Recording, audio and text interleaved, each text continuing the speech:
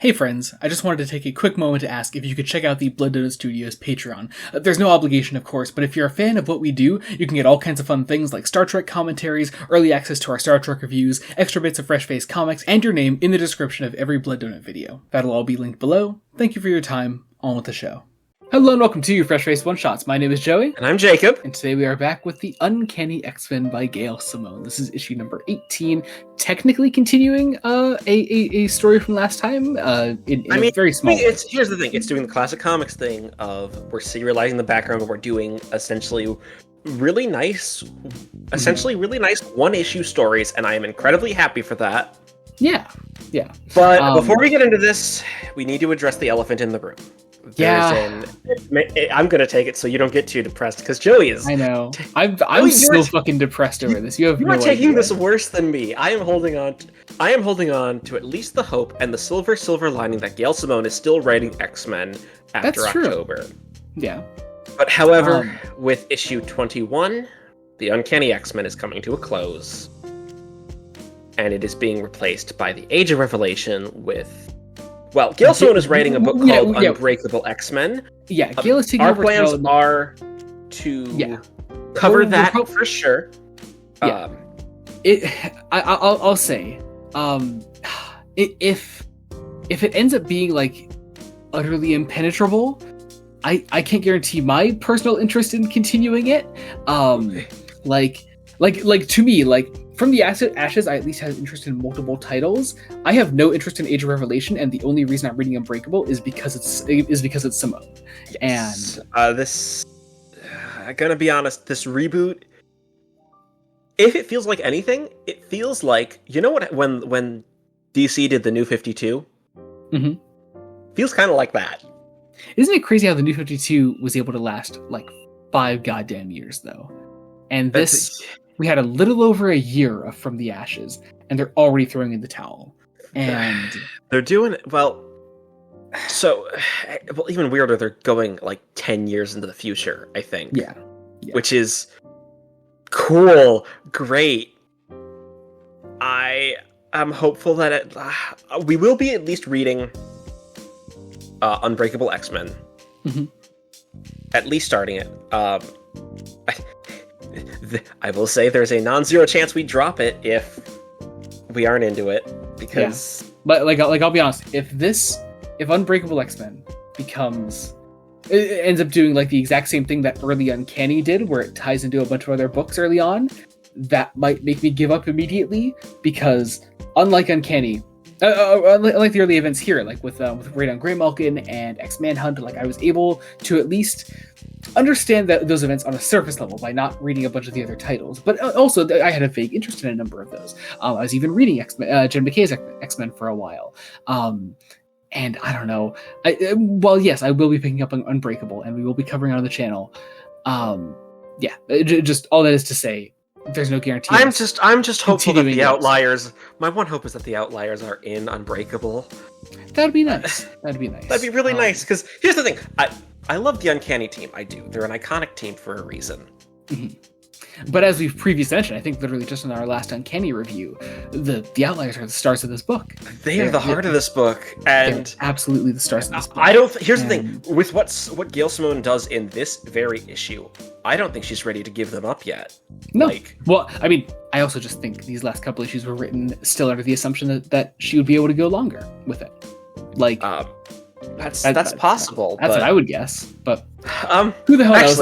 Actually, Gail, if you're watching, because it's very possible that you are, we would love some insight into this, because if you can clear things up for us in the comments, I don't know, that'd be great. And also, Gail, if you are watching this, I would just love to say, take this moment to say that I've absolutely loved this book, every second of it, and my disappointment only comes from the fact that it seems as if we will not be getting any more after a certain point. Yes. So. That's it. All that said, that massive preamble, this will probably be one of our longest one-shots at this point. Because I have so many thoughts about this, the issue itself is fantastic, as always. This is Corn Dogs and Carnage, which is a great title. But yeah, poor Calico indeed. We have a sort of follow-up to our Mutina issue last time. Calico is being haunted in her dreams by this Mutina character, and I like this idea. I really do. I'm curious to see if Utina gets followed up on and properly resolved before this book unfortunately ends. I mean, I here's the thing. It's also just a great representation of what has been Calico's damage. Like, oh god, yeah. Oh, because let's be honest, of the Outliers, Calico's the one who has probably the most self-loathing. Oh yeah. And so literally the murder me Mutina line gets used in her dream here as like Calico is uncomfortable with her mutation, and I love that idea. It's haunting, but it's a great idea, and I really do love that for her character. Calico then starts like sleepwalking and calling out for her mother, her very abusive mother. Gambit sort of notices this and has said like he's noticed it before, and he just watches after her, make sure that she's okay. I like that idea that Gambit has sort of been watching over her in this way like this whole time. But then as she returns to her room and she starts muttering under her breath more. This was specifically the murder me line. Gambit decides to take her to Rogue's room and leave her there for the night.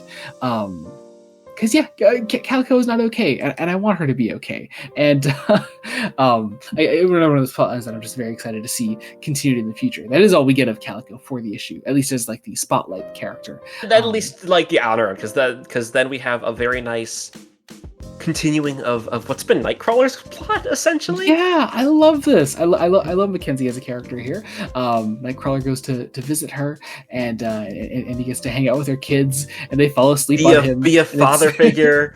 Her son is named the hamster Nightcrawler after him. Yeah, it's adorable. It's all to be like, hey, maybe they're trying to be nice to mutants. Yeah, and there's so mind you, this is all preamble to our actual plot. Which here's the thing. Packs a lot into the first half of this issue. Well, here's the thing. I don't even want to say preamble because it's like, no, it's also important character beats. Of course, yeah. Like it's a type of. Here's the thing. It's a type of writing for comics that I think died out in the '90s. Let's be honest. In a lot of ways, because let's be honest. Since the '90s to now, a lot of comics have been written for the trade, written with we want multi-part stories because they sell the best. Mm-hmm. But also we could do things like this where like, our main plot could be the friendship fest for mutants, but also like the first half of this issue is spent on little character moments with Gambit and Calico and Rogue and Gambit and Nightcrawler. But like, and we can do that too. And like, sure, we still have enough time for our the main event of our issue as well. The thing that the cover is promising you. I like that. I like that we can still do that. Of course, Mackenzie invites Nightcrawler and thus the rest of the Uncanny X-Men to the Friendship Fest. There's a great little sort of like debate scene among our X-Men here of like, they don't feel that they can fully trust it for some reason. Yeah, I mean, there's a good reason. It's of course, yeah. It is outsiders, being the regular humanity, trying to invite the people that they are generally against to come together into outside of what has become essentially their space, into the space of the quote-unquote normal people. Like, it's rightfully uncomfortable. Totally. But then I'll say, like, when we eventually do, then afterwards go to the Friendship Fest scene, it's very nice. Like we have this sort of like adoration from non-mutants towards them as they sort of like walk first enter. And it's nice. It's great to see. Get some small little like fun character moments with like Jubilee and Rogue and Wolverine. It's nice. Nightcrawler catches up with Mackenzie again. She's there to like be there with him. It's lovely. I could see also a romance forming between them. I'm assuming that's what Simone is going for. I would like that to be the case. That's what we're hinting at. They're very cute together. I love them. But yeah. Also at the Friendship Fest is the Vig, who I did not expect to see first off this soon, but also just here in general. I was fascinated by this. And Wolverine kind of catches wind of this and sort of like goes right after him. I don't think Wolverine actually had any scenes with the Vig back in his premiere issue. I think he's just heard of him from Gambit. No, right? He's just heard of him. Yeah. So this is interesting as like a first sort of meeting between these characters, and I like that the Vig here isn't here to on like a say like a revenge quest or anything against Gambit. It's just he's here like for his people, for his own kind, for his fellow mutants. And I like that. It's just nice, like side of that character that we didn't actually get a chance to see, or rather, I think we got hints of back in his first appearance. Yeah, I mean, because it's very much like that. Like he stopped some people from potentially trying to set fire to the people at the fair, but there's also a real fire at a children's hospital. Like yeah, and so our X-Men sort of spring into action. They go to find this hospital that there's this fire at. We had a great scene of our X-Men saving people, including the Vig. The Vig and Gambit work together in this moment, which I do like as well. In addition to, God, I'm so lost now, especially that I've dropped McKay's X-Men, because Cyclops waltzes in with his new X-Men team, and I don't know who these guys are. Yeah, no clue. I've seen the cover with his new team on it, and I still got nothing, man. Although I know Outlaw, because I know Outlaw is going to be in an issue coming, or next issue actually, alongside Deadpool of all people, which is going to be very fun. I mean, I'm sure. Yeah. So, yeah, but it's a great save the day. Let's maybe end at things working. Let's get this tiny little bit of tension between Rogue and Gambit about Gambit coming back to save Rogue, because of course he would. Yeah.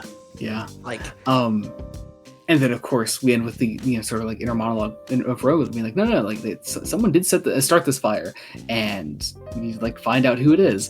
I'm assuming it has something to do with, if not the Vigness necessarily, although of course that I think that'll be our sort of red herring here. I think it'll have something to do with the fire that the Vig was trying to stop at the festival. So I guess we'll see. And that is where the issue ends. Yeah, great issue. I know. I think we both kind of had a similar experience reading this, though, where it was just like, it just kind of like, there was just this feeling at the back of my mind where I was just like, yeah, no, this is all going to be over soon, and it makes part of me is hoping that it's going to dovetail nicely into Unbreakable. I would like it to. I mean, here's the thing. Having seen the solicits going up to 21, like I do think that's probably not the case. Well, here's the thing. In this issue, they include a checklist of like this month's X books, and they do describe McKay's X-Men as starting like they describe McKay's X-Men. X-Men number 19. Doug Ramsey is Revelation, the heir of Apocalypse. What are his plans for the X-Men? So McKay is at least moving towards it. So I'm Well, McKay wrote that Age of Revelation one shot they put out. Yes. So I'm hoping, because we do know that the X-Men writers actually are talking to each other. It's why Raid on Grey Malkin and X-Man Hunt worked at events. It's why I still think maybe it'll dovetail nicer than our nerves would say allow. Although, in fairness, I've been reading Marvel a fair bit longer than you, and I've been burned before by these guys at editorial. Not the writers, editorial team. I need to stress that point. But whatever. I guess we'll see. I think that does it for that. Be sure to check out other Fetch Face one-shots we do. We cover Superman by Joshua Williamson, Wonder Woman by Tom King, Trinity Daughter of Wonder Woman, the spin-off of that title, Batman The Long Halloween, The Last Halloween, the end of the Long Halloween saga, that is finally coming back very soon. Obviously, we also cover the Uncanny X-Men for now, and be sure to check out the main podcast, Fresh Face Comics. At the time of this releasing, we just yesterday put out an episode on our next Tom King Batman readings, with Rebirth Deluxe Edition Book 3, all kinds of fun stories in there. And next up, we have episode 100, our Batman Spectacular. I'm so excited about that. If you want to find out everything that we're going to be covering in it, be sure to check out our last episode 99. We have all the deets are there. Also, check out our Patreon, Blood Studios Patreon. You can get all kinds of fun things on there. Star Trek commentaries, early Star Trek reviews, fresh face extras, as well as your name in the description of every Blood Donut video. Be sure to also go to the description below to check out our link trees, our socials, and everything will be down there. You can follow us wherever you want to follow us. Be sure to subscribe to the channel, Blood Donut Studios, and support means the world to us. Until next time, this has been Joey Morgan and Jacob Licklider. Goodbye. Goodbye.